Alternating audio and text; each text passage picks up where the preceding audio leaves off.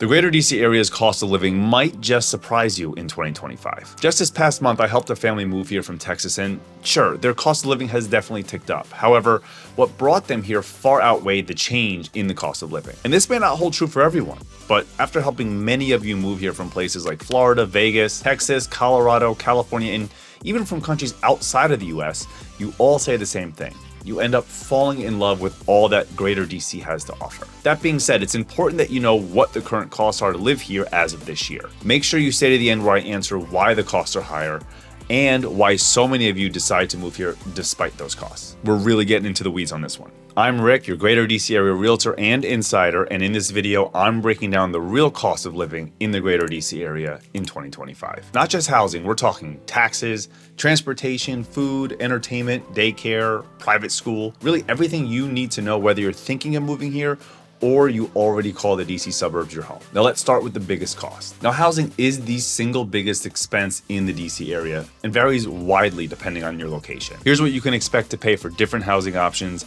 in DC, Northern Virginia, and Maryland. In Washington, DC, you can expect to pay about $650,000 or so for a house. Now, this varies widely by neighborhood. In Arlington, you can expect to pay around $750,000, which is in high demand for its urban lifestyle and convenience to DC. In Fairfax County, it'll be about $650,000 for a home where Fairfax is known for its suburban areas with strong schools. And in Loudoun County, you're at around $675,000. Now, here you'll find yourself some newer developments and homes with higher square footage. Up in Maryland, starting with Montgomery County, the average cost is about $600,000. However, Montgomery has some really diverse suburbs with varying affordability. And in Prince George's County or PG County, you're looking at about $400,000 for a single family house. It's definitely more affordable here, but prices are rising. Now let's break these costs down a little further. Some neighborhood specific pricing examples starting with DC. DuPont Circle, you can pay $1 million or more for a townhome or $500,000 and up for a one-bedroom condo. In Shaw or on U Street, these spots are rapidly growing, and so a townhome here will range somewhere between $750,000 and $1.2 million. In Capitol Hill, you're going to get historic row homes starting at around $850,000 and up. And in Navy Yard, these are going to be your modern condos where you'll spend about $600,000 for a one-bedroom. Jumping out to the suburbs in Virginia and Maryland, in Vienna, you can get $900,000 for a large single-family home, where in McLean, which is more of an elite community, it'll be $1.5 million for large homes as well. In Bethesda, Maryland, a high-demand area, $800,000 for townhomes. And in PG County, you can get a single-family home here still for about $400,000 to $550,000. Now, a few factors that influence these housing prices. Number one, proximity to DC. The closer you are to downtown, the more expensive housing will be. Number two is your access to metro and public transit. Homes near metro stations are in high demand and simply just will cost more. And in your school districts, these highly rated schools drive up home values, especially in areas like McLean and Bethesda. You also have your property type. Condos and townhouses are more affordable than single-family homes, which tend to be more expensive just simply due to the limited land availability and the limited amount of resale homes for sale. The second cost that we're going to discuss are the taxes in the greater DC area, which is one of the most critical financial factors when deciding where to live in the DMV. It's going to be the tax rates. Since DC, Maryland, and Virginia all have different tax structures, the impact on your take-home income can vary significantly. And this is a question so many of you have when we chat. For income taxes in DC, there's progressive rates ranging from 4% up to 10.75%, which is one of the highest in the nation for high earners. Maryland has progressive rates as well, ranging from 2% to 5.75%. Plus, there's county-level income taxes. For example, Montgomery County adds up to 3.2% on top of that. Virginia also has progressive rates ranging from 2% to 5.75% again, but it remains a flat 5.75% after a $17,000 income. Quick note, Virginia generally has the lowest income tax burden, while DC and Maryland have higher rates, especially for high earners. Okay, let's jump into property taxes. Now, each rate is per $100 of home value. I'm going to give you an example at the end here so it makes a little bit more sense. I'll be sure to do another video as well at the end of the year to go over any changes made to property taxes throughout 2025. Now in DC, the tax rate is 85 cents per $100 of assessed value. And in Montgomery County, it's $1.03. In PG County in Maryland, it's $1.45. Now here, there are higher property taxes, but there's lower home prices, so it balances out. In Fairfax County in Virginia, there's a rate of $1.08, and in Arlington, it's $1.03. For example here, a property that's assessed at $650,000 in Arlington would owe property taxes at a rate of $1.03. So the math is $1.03 divided by 100 times the value at $650,000 equals $6,695 in annual taxes. Okay, sales tax. DC has 6%, which there's also higher taxes on certain items like alcohol in restaurants, which is about 10%. Maryland, there's a flat rate of 6%, and in Virginia, it's 5.3%, which is lower than both Maryland and DC. Now, there are other tax burdens that we can talk about and compare, such as the state tax, inheritance tax, personal property tax, etc. Right? If you guys have further questions about taxes, either put them in the comments below and I'll make sure to answer them, or bring it up when you reach out to chat so we can discuss it in a bit more detail. Okay, the third cost is going to be your transportation costs. Now, the DC area has one of the nation's highest commute times due to traffic congestion, but it also has one of the best public transit systems, using both a metro and a bus system. For public transportation, the metro fare is about $2 to $6 per trip, depending on distance and the peak hours. And you can get a monthly unlimited metro pass for $64 all the way up to $216. This is also, again, depending on your distance. The bus fare is about $2 per ride, and the Virginia Commuter Rail, or the VRE, and the Maryland Commuter Rail, which is called the MARC train, is anywhere from $6 to $14 per trip. Your driving and parking costs. Gas prices, as of now, are about $3.50 to $4 per gallon, which also varies by location. And then you also have your toll roads. Many areas such as I-66, the I-495 express lanes, Route 7, and the Dulles Greenway all have tolls ranging from $2 to $20 per trip. Now, what I always say about the toll roads here is that you'll often be able to find other ways to get to where you need to go around the toll roads. They will, however, take longer, of course. So a good way to view the toll roads is that they're there for you whenever you need to get where you're going in a specific amount of time, ideally going around traffic. Your parking costs. Monthly parking in DC is anywhere from $200 to $350 per month, and then your street meter parking is $2 to $5 an hour. There's also rideshare and car ownership. Uber and Lyft rides anywhere from $15 to $40 for your typical short to medium distance rides. Car insurance is $1,200 to $2,000 per year. It's higher in urban areas, so the closer to the city, the higher the car insurance is going to be. All right, guys, the fourth cost is going to be your food. The DC area has an incredible restaurant scene, but eating out can be expensive. So because of that, let's start with some take-home grocery costs. Your basic costs like milk. A gallon of milk's about $4.50 as of now. Loaf of bread's $3.50, and a dozen eggs is $4 or more. These are your basic costs, guys. These aren't talking about the crazy organic and all the, extra stuff you can get. Of course, these prices can get much more expensive. Chicken is about $4.50 per pound, and your fruits and veggies, they're higher here than the national average simply due to the urban pricing. Now, for dining out, your fast food is going to be $10 to $15 a meal. For casual restaurant meals, $15 to $25 per person. For more of a mid-range restaurant, like a 3-course meal for 2 people, $80 to $120. And then for fine dining, like a Michelin star restaurant in DC,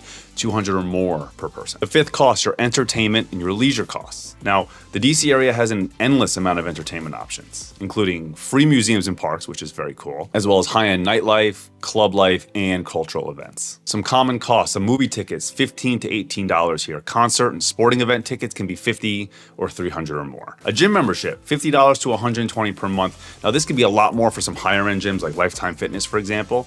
And then you have your national parks and monuments. These are mostly free. Annual memberships to the Smithsonian or Kennedy Center, $100 to $500 per year. So what does all this mean? How expensive is it to actually live in the greater DC area? The DC metro area is about 50% more expensive than the national average, but costs vary based on location and your lifestyle. If you want to save some money, PG County in Maryland and areas further from the urban core offer a little bit more affordability. If you want convenience and nightlife, expect to pay premium prices in DC, Arlington, and/or downtown Bethesda. If you need excellent schools, Fairfax County and Montgomery County homes are pricey, but offer top-tier education and a bit more square foot per dollar. Ultimately, whether you're a young professional, a growing family, or a retiree, there's a place for you here in the greater DC area. You just need to weigh your priorities against your budget. So now this begs the question, why is the cost of living in the greater DC area so much higher? As you can see from previously, the DC metro is one of the most expensive places to live here in the US, but this is not without reason. The high cost of living is driven by strong economic demand, a highly educated workforce, limited housing supply, and premium amenities. Let's quickly discuss some key factors so you have a fully painted picture of why the cost of living is what it is. We're going to start with the high demand for housing, as I mentioned, and limited supply of homes. The workforce here attracts professionals from all over the world, creating a very strong demand for housing. There's also zoning restrictions and land limitations. DC specifically has strict zoning laws with height restrictions and a finite amount of land, which limits both vertical and horizontal expansion. So basically, In the city, it's getting tougher and tougher to create more housing. Also, we're in a highly competitive real estate market here. The demand for homes significantly outweighs the available supply. And this leads to intense bidding wars, over-asking price offers, and low inventory, all of which drive up the price. Yeah, it does make it more difficult to purchase here. However, it's also why property appreciation never wavers here in the greater DC area. Another reason for high costs is high salaries and economic opportunities. The DC area has one of the highest median household incomes in the US. And like I just mentioned, there are a high concentration of white-collar jobs that offer six-figure salaries, particularly in the federal government on Capitol Hill, federal agencies, intelligence, and defense. Consulting firms like McKinsey, Deloitte, or Booz Allen Hamilton, your tech and cybersecurity like Amazon HQ2 here in Arlington, along with data centers popping up everywhere in Loudoun County. Then you have your finance and law as well. International firms and banking headquarters are all around the area. And because of this, it becomes pretty clear that high salaries inflate the cost of goods, services, and housing, keeping overall costs above the national average. Now, another factor here, your premium public transportation and infrastructure costs, along with the cost of government services, does increase the cost of living. The metro system, like I mentioned, the MARC and VRE commuter rails provide amazing connection, but the fare prices are high due to maintenance and operational costs. The infrastructure and security measures taken due to the presence of government buildings and embassies all require higher taxes to support city operations, transit, and public safety here. Another reason are the added goods and services costs. DC is an import-heavy economy, and this just means that products cost more due to transportation and supply chain costs in general. Groceries, dining, and retail are priced higher to match the local economic environment. Professional services like lawyers, doctors, home repairs, general contractors, these are all more expensive because of the affluent customer base and high business operational costs. Also, because people earn more here, they're willing to pay more for basic needs, and therefore, in turn, those people will charge more. And then you have your childcare and education costs. Daycare and private school tuition are among the highest in the country, but for good reason, as I mentioned previously. Daycare could be $2,000 or more per month per child, and private schools here, $20,000 to $50,000 per year, completely depending on which school you're looking at. Also, the competitive public school districts, as I go over a whole bunch on the channel, really drive the real estate prices up as well. Okay, I'm hoping all of that makes sense to you guys.